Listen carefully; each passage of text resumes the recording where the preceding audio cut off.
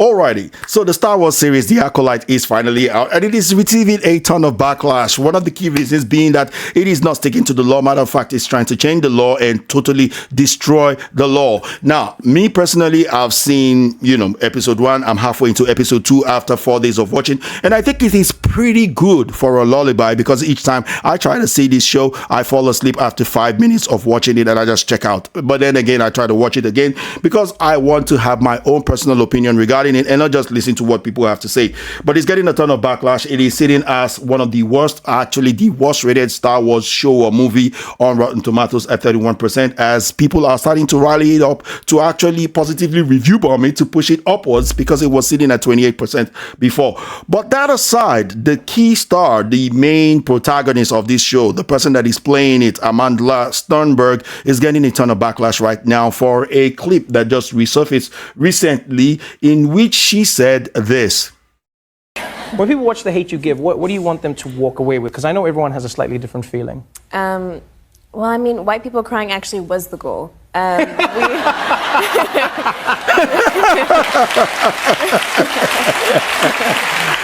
Yeah, so as you can see there, she has made a comment of a racist nature, and she is being celebrated for making that comment. Clapped for Trevor Noah laughing his ass off over that. But this is how people truly feel. Clownwood said, so racism is cool in 2024. Pathetic. Right? And I totally agree with that. But this other person says, the only white people crying over this are Disney investors. Of course, because this is definitely going to sink the ratings of this particular show. Of course, the reviews are already terrible. The ratings, they are claiming is sort of good. But if you go and watch The Valiant Renegade, kind of like explains what's happening with that ratings, because they are counting clicks, but they're not showing us how long the people who are clicking on this show are watching it for. My first click on this show was 5 minutes that I watched, right? And I fell asleep and I didn't go back to it till the next day because I make videos about this stuff. So I'm actually trying to watch it with an open heart. And I think it's really good for a lullaby, like I said. Someone says, hope she enjoys the low box office numbers. Another person said, why is racism okay all of a sudden? And applauded, right? So these are what people are saying. However, quickly, you get mainstream media rushing to her defense.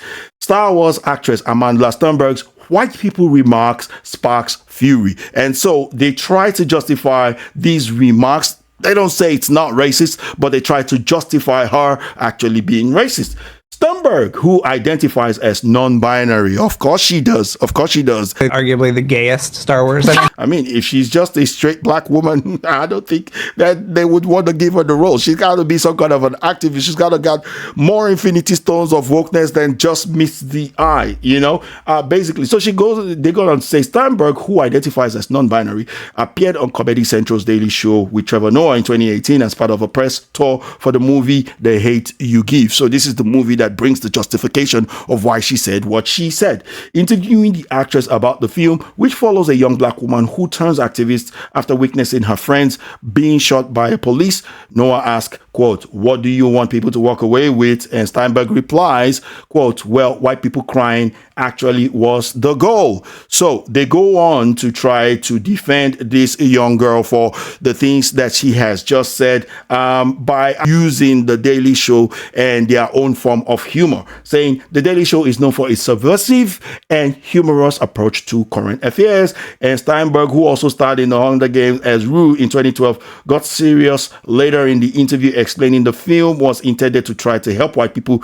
develop more empathy. Two things here. The subversive and humorous approach to current affairs is always making white people the butt of the joke. That is what we have seen more recently when it comes to the Daily Show in itself, which is trying to push the idea of reverse racism is not racism type of a thing. So they freely laugh at white people. They freely make jokes at the expense of white people to make everybody else laugh, but you can't do that about black people. No. Yet we want equal justice. Yet we want equal everything. However, we don't want the equality going towards white people. We want it going towards black people and other people of color.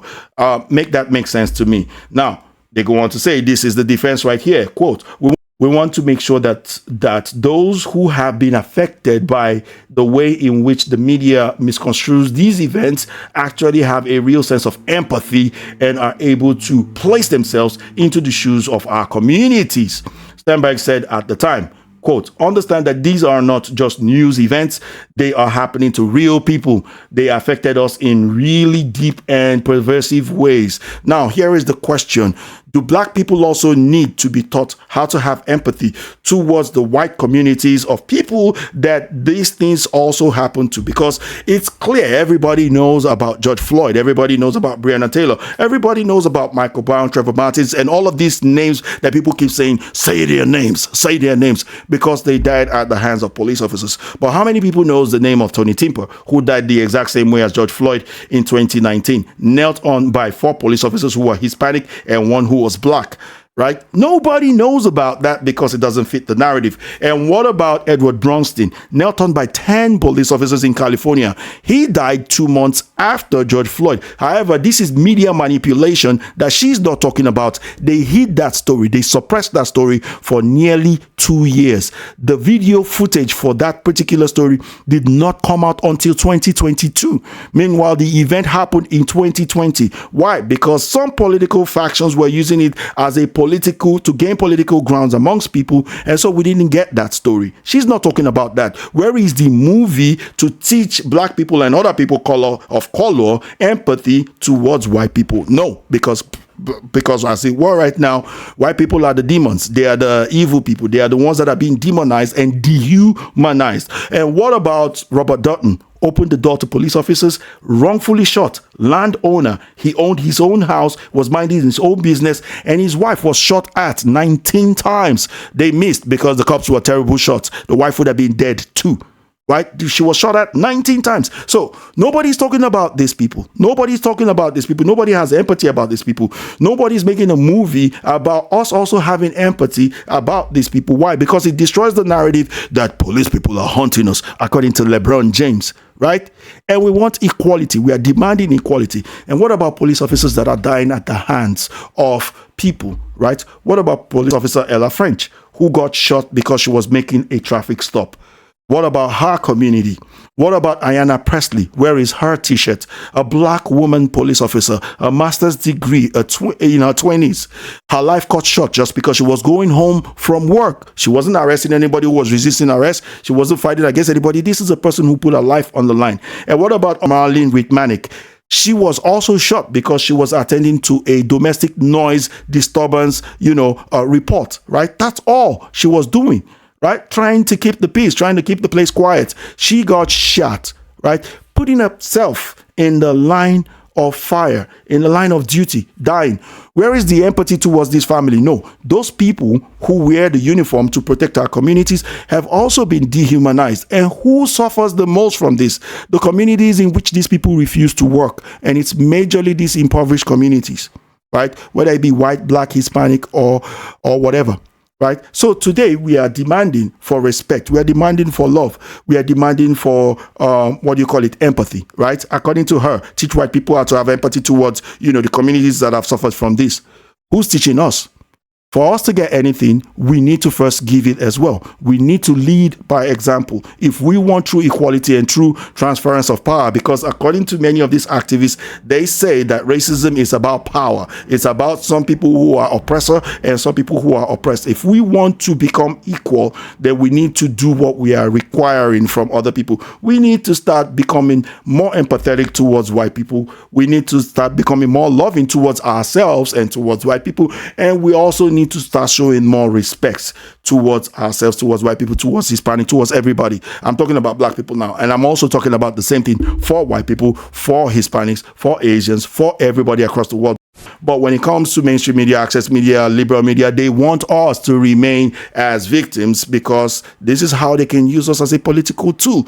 But you all know what's going on. I'm pretty sure many of you know what's going on. So let me know what you think about what she has said. Is this abject racism, or do you think reverse racism is okay? So that black people can be racist towards white people and make comments like this and get it celebrated in 2024? Or do you think it needs to be called out? I'm happy they're getting this backlash, and I'm happy that this thing is being outed, because this truly shows and proves the real agenda of Hollywood and indeed Disney.